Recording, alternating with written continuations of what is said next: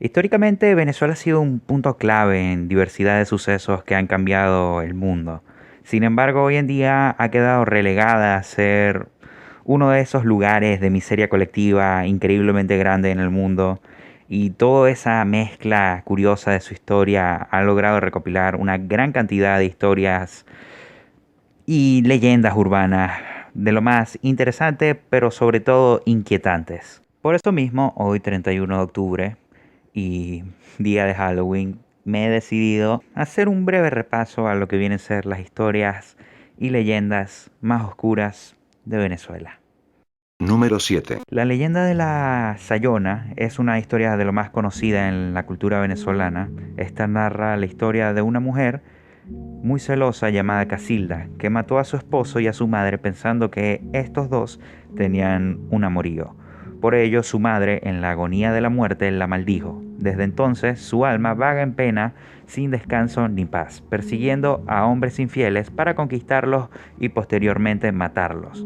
El origen del nombre se debe a que porta un sayal negro, ya que la leyenda data desde la época colonial. O también su nombre deriva de la palabra sayón, por lo que el término sayona viene significando la castigadora. La puse en el puesto 7 ya que vendría a ser una de las dos historias o leyendas más conocidas. Así que tomando eso en cuenta, pasaríamos con la número 6. Número 6. El Silbón. Esta leyenda es bastante conocida igualmente que la Sayona y no creo que tenga que explanearme mucho al respecto. Sin embargo, haré un breve resumen para tener una idea clara de qué se trata su historia. La leyenda narra la historia de un alma en pena de un joven que fue maldito por su propio abuelo tras el joven haber matado a su padre. Fue torturado y condenado a vagar por los llanos venezolanos con un saco lleno de huesos de su difunto padre, siendo perseguido por el llamado perro del diablo, esto debido a la condena que su propio abuelo le colocó. Sin embargo, su característica más resaltante y lo que le otorga su nombre en su carácter es sin embargo, su característica más resaltante y lo que le otorga su nombre es su característico silbido. Se dice que cuando su silbido se escucha muy cerca no hay peligro, ya que el silbón está lejos, pero si se escucha de lejos significa que está muy cerca.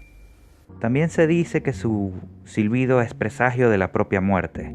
Puede estar en cualquier sitio, en cualquier hora. No importa si sea de día o de noche. Y según las leyendas, solo es posible librarse de él con un ají, un látigo o ladridos de un perro, siendo estos elementos los cuales se usaron para torturarlo en vida. Ahora bien, ya terminamos con las dos conocidas. Sin embargo, queda una tercera que, pese a no ser muy reconocida en el exterior, en Venezuela es bastante sonada. Número 5. El carretón infernal es una leyenda que narra que durante la época colonial, en la ciudad de Puerto Cabello, había una especie de enfermedad parecida a la peste negra. Al juntarse muchos cadáveres esparcidos por toda la ciudad, un carretón pasaba por sus calles llevando montañas de cadáveres para luego ser transportados a una isla cercana. Los arrojaba ahí y dejaba que los amuros se encargaran de los cadáveres. Algunas personas afirman que el carretón infernal es el mismísimo Caronte, un ser mitológico que guía a los muertos al inframundo, y otras personas dicen que era Lucifer, el que manejaba el carretón, para llevarse a los enfermos o a los que estaban a punto de morir.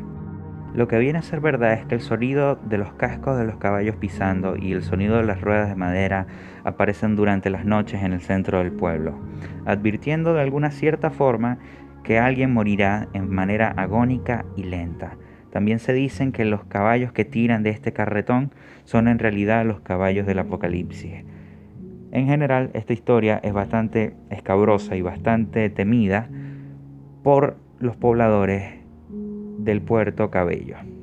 Ahora bien, esta historia funciona como una brecha entre lo desconocido y lo conocido. Ahora partiremos a ir a historias que no son bastante reconocidas, pero tienen mucho que decir. Número 4. El pez Nicolás. Se dice que este ser fue un producto de un incesto concebido entre madre e hijo, engendrando en sus entrañas por 13 meses a un engendro de rostro humano y cuerpo de pez. Ambos decidieron arrojarlo al mar con el fin de seguir encubriendo su pecado, pero el mar se abrió en ese instante tragándoselo sin dejar huellas. llevándose así aquel horrible secreto. Pero mucho tiempo después, un pescador algo mayor decidió desobedecer la tradicional orden de no pescar en Viernes Santo, por lo que logró atrapar entre sus redes el extraño ser con cuerpo de pez y cara de hombre, que le contó detalle por detalle el porqué de su existencia. El pescador, envuelto en una fuerte crisis nerviosa, logró como pudo llegar a la arena de la playa, contando con el raro ejemplar de su pesca maldita, donde imploró al Todopoderoso el perdón de su pecado, que dicho perdón por revelación divina le fue concedido. Suena bastante impensable de creer, pero la verdad es que esta leyenda no es tanto el hecho de un pescado con cara de hombre, sino más bien el inusual hecho de concebir el incesto en la humanidad, que es un hecho que transcurre, una verdad que muchos no quieren ver. Sin embargo, esta historia trata de impedir que eso transcurra con normalidad y que se tengan claras las consecuencias de que puede pasar. Número 3. Florentino y el Diablo es una historia que narra la eterna lucha entre el bien y el mal, entre la vida y la muerte, con un mensaje intenso que expresa utilizando íconos del llano venezolano. La leyenda se desarrolla en Santa Inés, del estado Barinas.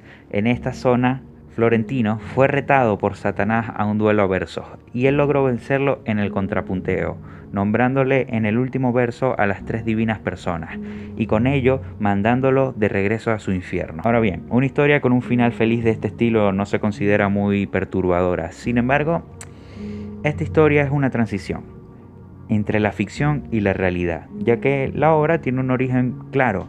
Fue compuesta por Alberto Arbelo Torrealba, el cual supuestamente se basó en una historia y un evento de la vida real. Número 2. Ahora, en el top solo quedan puestos que son eventos que realmente sucedieron, teniendo obvio algo de ficción a su alrededor, pero siendo comprobables a día de hoy. El número 2 de este puesto se trata de un espíritu errante, conocido como el Tirano Aguirre. Sin embargo, este personaje realmente existió en el periodo de la conquista española, pero su historia se desarrolla en un doble mito. El primero es un lado positivo, que básicamente lo tiene como la persona que dirigió el primer movimiento de rebelión independentista en la región de América y terminó muriendo en la ciudad de Barquisimeto. Esto mismo escrito por el libertador Simón Bolívar. Sin embargo, la segunda versión del mito, y la que logra ponerlo en el top, dice que este personaje, al llegar al puerto de Paraguachí en Margarita, diciendo estar perdido y rogando por ayuda, fue auxiliado por el mismísimo gobernador del lugar. Al final, la ciudad terminó cuidando de él y a su tripulación, brindándoles a todos lo mejor del lugar para su pronta recuperación. No obstante, toda esa amabilidad no fue recíproca, ya que al sanar todas sus heridas comenzaron a matar a los hombres del pueblo y a violar todas las mujeres para posteriormente asesinarlas. Saquearon sus casas e iglesias para quemarlas posteriormente, y tras varios días de terror, se dice que el tirano, tras quedar sin nadie a quien matar y violar, se terminó suicidando tras haber violado y matando a su propia hija. A partir de aquí, el sujeto quedó maldito. Hoy en día se dice que vaga por en su momento ese acabado y destruido puerto, montando su caballo, arrastrando cadenas, buscando nuevas víctimas a las cuales torturar. Se dice que con una sola vista a su persona no saldrás de esa situación con vida. Pero saber cuál de las dos versiones es la correcta lo dejaré a su elección. Número 1. Este personaje existió. De esta historia solo hay una versión, un hecho que realmente ocurrió, y hay pruebas tangibles de esto. Ocurrió durante el siglo XIX en La Guaira. A esta persona se le conoció coloquialmente como el Dr. Canoche, un científico y doctor alemán que llegó al territorio y decidió comprar una hacienda llamada Buenavista, construyendo en este espacio su hogar, su laboratorio y una fosa común. Último se debe al interés particular que tenía el doctor en detener el proceso de descomposición del cuerpo humano.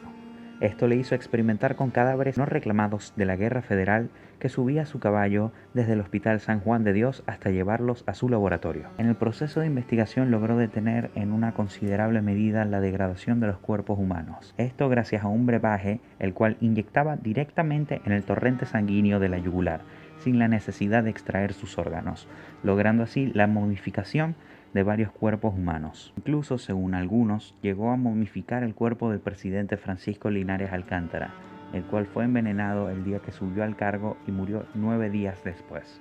Esto puede resultar más o menos aterrador dependiendo la persona a la que se lo diga. Sin embargo, el terror verdadero proviene de ese líquido que inyectaban los muertos. La información registrada dice que la composición exacta de esta sustancia hecha a base de cloruro de aluminio nunca fue descubierta en su totalidad, lo que dejó un hueco para un sinfín de teorías. En este caso, la leyenda que pone al doctor en el top dice: el doctor hizo un pacto con el diablo para crear un líquido que lo ayude a preservar durante muchos años el cuerpo de los muertos, a cambio de las almas de las personas a las que embalsamaba. Satanás aceptó el trato y le dio el líquido con el que preservaría durante muchos años los cuerpos momificados. Otra versión narra que el doctor era una especie de vampiro y al succionar sangre del cuerpo y dejando la marca respectiva en la yugular, dejaba el cuerpo y a los órganos secos, dejando así a sus momias. Estas creencias pueden ser reales o no. Sin embargo, lo real es que el doctor poseía una gran colección de momias en su finca, incluyendo incluso la de su propia familia. Esta finca hoy en día la puedes visitar como un museo y ver parte de los cuerpos que incluso hoy en día siguen conservados. Bueno, este vendría a ser el especial de terror. Evidentemente no quería hacer algo extremadamente escabroso como lanzarme otra vez a hacer una historia de terror, porque ya lo hice en el video de las creepypastas. Sin embargo, sí quise repasar un poco lo que viene a ser esas leyendas que nos cuentan de niños, esas historias que en cierta manera nos dejan una especie de lección bastante extraña, pero al fin y al cabo son parte de nosotros, son parte de nuestro legado al mundo. Entonces es bonito tenerlas en mente y más aún cuando estas historias sucedieron en verdad, como son las finales del top. Entonces me parece un tanto especial, un tanto icónico. La búsqueda fue un tanto exhaustiva porque yo no tenía realmente una idea de estas historias. De verdad, a partir de la Sayona y el Silbón no tenía idea nada de lo que venía. Entonces fue una investigación un tanto compleja. Sin embargo, tuve una cierta ayuda ya que una banda de música que yo no conocía escribió un disco musical completo de historias de terror venezolanas. De hecho, son varios discos, entonces dejaré una de las canciones aquí para que si quieren escucharlos y saber un poco más y entender al completo las historias, pues puedan escucharlas con gusto, con placer culposo. Y la verdad, algunas sí llegan a dar cague, en especial para mí, que literalmente dejé de escribir el guión a las 3 de la mañana porque tenía miedo de que me apareciera el cuco. Así que bueno, espero no hayan disfrutado. Y sin nada más que decir, pues recuerden dar like, me gusta, no sé qué verga, es lo mismo, hagan lo que quieran, no sé, yo solo lo digo y pongo esa imagencita ahí que especifica más las cosas. Ay, si se lo preguntan, si les causa interés, si tienen una duda al respecto, y hoy más que da un cierto temor, lo desconocido, yo soy